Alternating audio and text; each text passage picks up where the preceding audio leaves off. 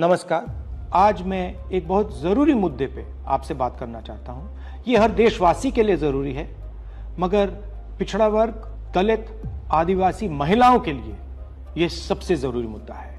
ये आपके भागीदारी के बारे में है। 2023 में पूरे देश ने, सब पार्टियों ने महिला आरक्षण बिल को पूरा समर्थन दिया था। कांग्रेस पार्टी सबसे आगे थी। सालों के लिए हम महिला बिल पास करना चाह रहे थे। अंत में 2023 में हुआ। भारतीय राष्ट्रीय कांग्रेस की तरफ मैं नारी शक्ति बंधन अधिनियम 2023 के समर्थन में खड़ी हुई।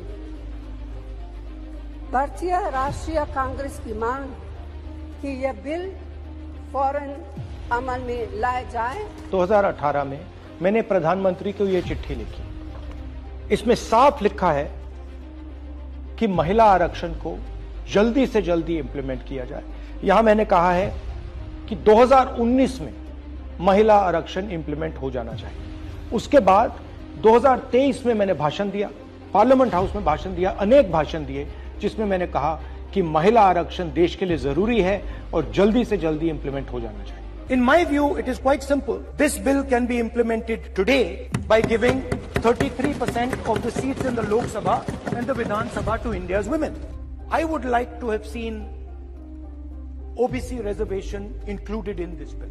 I think it is very important that a large chunk of India's population, large chunk of India's women should have access to this reservation. And that is missing in this bill. भाई और बहनों, अब बहुत बड़ी बेईमानी की जा रही है। प्रधानमंत्री नहीं चाहते कि कास्ट सेंसस, नए सेंसस, ओबीसी सेंसस के बेसिस पे यह निर्णय लिया जाए। वो चाहते हैं कि 2011 का सेंसस यूज किया जाए, जहां पे पिछड़े वर्ग का नंबर है ही नहीं। वो आपकी जो भागीदारी है उसको आपसे छीनना चाहते हैं। हमारा कहना है नया सेंसस चालू हो गया है, आप कह रहे हो कि ओबीसी सेंसस आप कर रहे हो, तो उस सेंसस का प्रयोग करके आप महिला बिल क्यों नहीं पास कर रहे हो? हमारा जो विजन है एक बिल्कुल नया डेवलपमेंट का, विकास का पैराडाइम हम कास्ट सेंसस के माध्यम से लाना चाहते हैं। हम सेंट्रल सवाल पूछ रहे हैं कि चाहे ओबीसीज हो, दलित्स हो, आदिवासी हो, उनकी देश में कितनी भागीदारी है। नरेंद्र मोदी, आरएसएस और बीजेपी घबरा गए हैं क्योंकि कास्ट सेंसस का डेटा आना शुरू हो गया है और उनको मालूम पड़ रहा है कि पिछड़ों की देश में सचमुच कितनी आबादी है। वो नहीं चाहते कि आपको अपनी सच्ची आबादी के बेसिस पर भागीदारी मिले। ये सिर्फ पिछड़े वर्ग के खिलाफ नहीं है,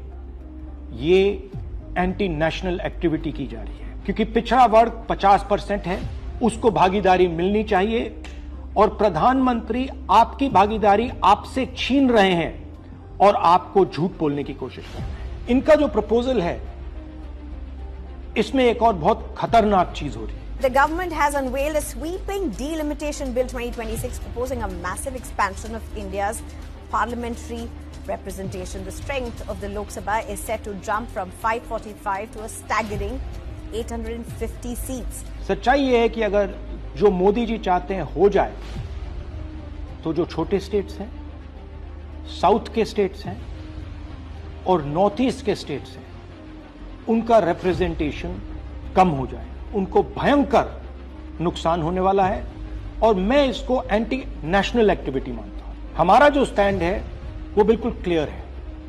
अगर आपको करना है तो ओबीसी सेंसस का जो डेटा है उसके बेसिस पे कीजिए, 2026 के सेंसस के बेसिस पे कीजिए, 2011 के सेंसस के बेसिस पे मत कीजिए, क्योंकि उसमें ओबीसी का, पिछड़े वर्ग का कोई डेटा नहीं है।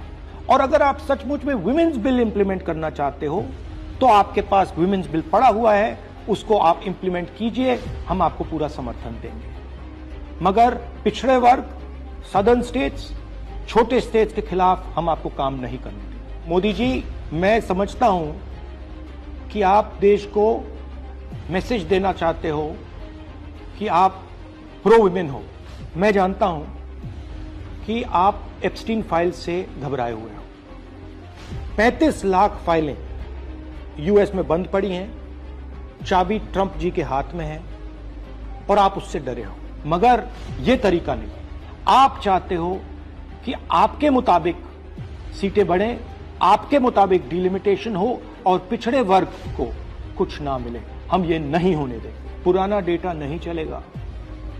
2026 कास्ट सेंसस का डेटा ही चलेगा। हम आपको पिछड़े वर्ग से चोरी नहीं करने देंगे। हिस्सा चोरी बंद करो। पिछड़ा वर्ग, दलित, आदिवासियों को उनका हक दो।